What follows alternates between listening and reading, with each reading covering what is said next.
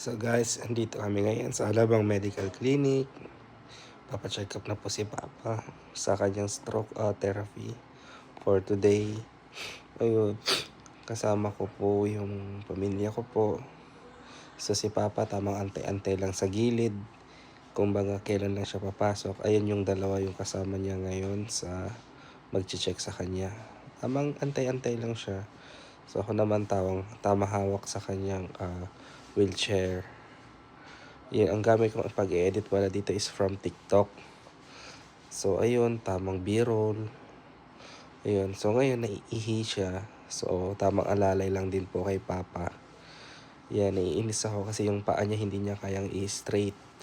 So, kailangan ko pang i-straight, sabihan sa kanya na ano mga dapat gawin. Oo, yan, yan. Para makalakad siya, bali, stroke po siya. Ngayon, ano pa ba yung mga sasabihin ko dito? Oh.